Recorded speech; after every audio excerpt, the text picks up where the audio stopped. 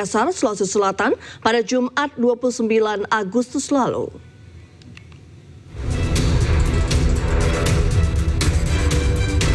Remaja ini ditangkap oleh tim gabungan dari unit Jatanras Polrestabes Makassar dan tim Pegasus Resmo Polres Jeneponto, Polda Sulawesi Selatan di Jalan Poros, Bantaeng, Bulukumba.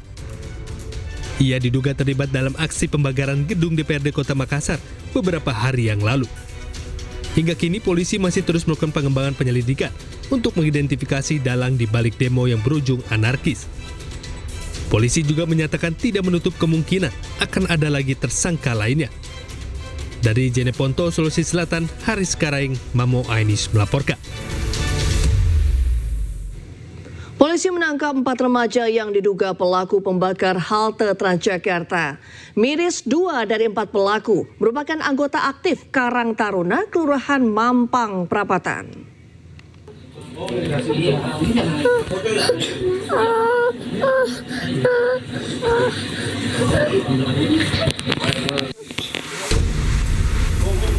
Empat pemuda terduga pelaku penembakan halte Transjakarta diamankan polisi di kediamannya di kawasan Mampang Prapatan, Jakarta Selatan. Keempatnya bernama Haris, Surya, Irsyad, dan satu anak berinisial A. Diketahui, keempat pemuda ini merupakan saling kenal dan suka berkumpul. Miris, 2 dari 4 pelaku adalah anggota Karang Taruna setempat yang aktif. Adik saya, mohon maaf, adik saya badannya cuma gede aja gitu. Pikirannya masih bocah, masih manja banget sama ibunya. Apa masih ibunya gitu. Makanya saya sempat kaget kalau adik saya ngerti-ngerti kayak gitu dari mana gitu. Orangnya aktif ya, Pak? Aktif, pokoknya ibadahnya dimakin aktif. Karang Taruna aktif. Dia orangnya baik gitu. Saya juga kaget gitu, kok bisa ya. Dia ikut-ikutan istilahnya yang nggak positif lah istilahnya. Saat ini para pelaku ditahan Polda Metro Jaya bersama 34 pelaku pendemo anarkis lainnya. Tercatat sedikitnya 22 halte Transjakarta mengalami kerusakan akibat aksi vandalisme.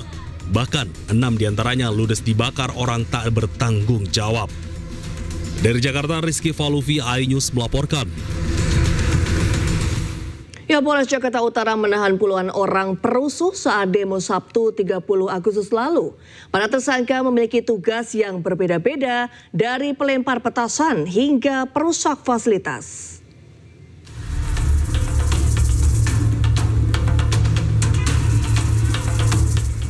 Sebanyak 66 orang diamankan dan ditetapkan sebagai tersangka dalam kasus penyerangan kantor Polres Metro Jakarta Utara yang terjadi beberapa waktu lalu. Para tersangka berperan melempari petugas dengan berbagai benda tumpul dan petasan serta merusak sejumlah fasilitas kantor Polres Metro Jakarta Utara. Kami sudah menetapkan 66 tersangka yang kami tahan.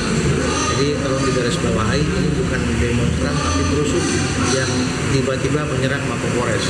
Pasal yang kami kenakan yaitu pasal 170 KUHP, kemudian 212, 216 KUHP. Peran mereka ini apa aja sih Pak Kapolri? Ya, perannya itu ya melakukan perusakan, kemudian pelemparan dengan barang bukti yaitu antara lain ada bekas bom molotov, kembang api dan segala macam.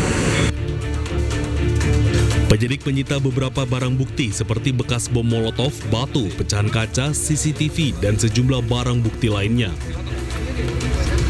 Para tersangka dijerat pasal melawan petugas dan pengeroyokan dan pengerusakan barang-barang ancaman maksimal 5 tahun penjara. Dari Jakarta, Sofyan Firdaus, iNews melaporkan. Ya, 7 pemilik akun media sosial ditangkap polisi karena diduga melakukan provokasi berujung kericuhan saat unjuk rasa di Jakarta. 2 di antaranya merupakan pasangan suami istri yang diduga memprovokasi massa menggeruduk rumah Ahmad Sahroni.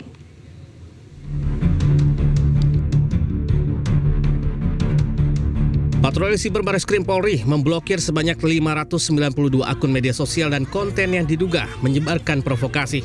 7 tersangka kemudian ditangkap setelah polisi menerima 5 laporan. Di antara para tersangka, 2 diantaranya merupakan pasangan suami istri berinisial SB, 35 tahun, dan G, 20 tahun. Mereka diduga mengumpulkan orang untuk menjarah kediaman anggota DPR Ahmad Sahroni dan Polres Jakarta Utara. Merupakan keduanya adalah suami istri. Disampaikan kepada rekan-rekan media bahwa tersangka SB dan K ditangkap pada hari Senin tanggal 1 September 2025 oleh Subdit Jatanras Ditreskrim Polda Metro Jaya. Ketujuh tersangka kini telah ditahan polisi di Rutan Bareskrim dan Polda Metro Jaya. Mereka dijerat pasal berlapis Undang-Undang ITE dan pasal 160 KUHP dengan ancaman hukuman hingga 6 tahun penjara. Tim Liputan iNews melaporkan. Polisi menangkap 2 provokator perusakan dan pembakaran Polsek Jatinegara yang terjadi beberapa hari lalu. Kedua pelaku dibekuk di tempat persembunyian kawasan Batu Ampar, Keramat Jati, Jakarta Timur dini hari tadi.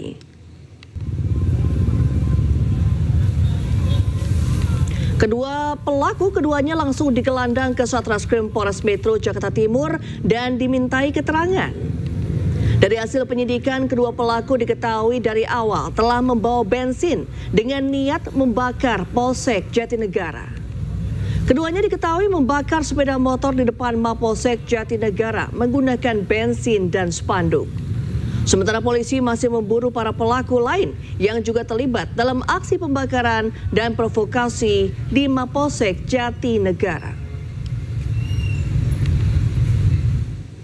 TNI membantah anggotanya menjadi provokator unjuk rasa dan ditangkap Polri. Narasi anggota TNI menjadi perusuh hanya untuk membenturkan aparat dengan aparat dan aparat dengan masyarakat.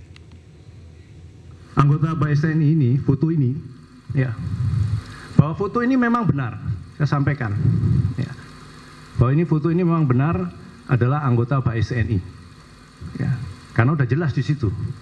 Yang saya sangkal adalah narasinya, ya, karena narasi yang disampaikan itu ditangkap Polri.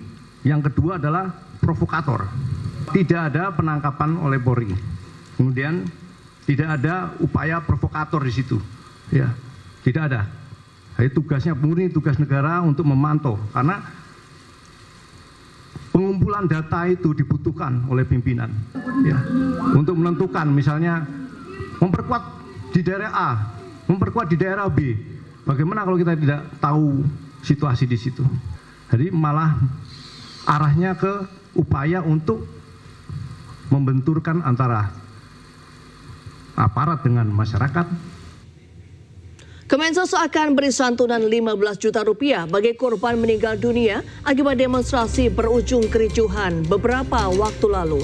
iNews Prime segera kembali usai jeda.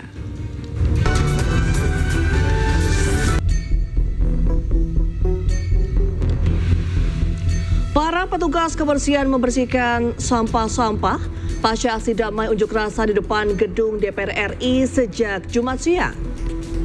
Usai mahasiswa membubarkan diri, lalu lintas di sekitaran gedung DPR kembali normal dan lancar.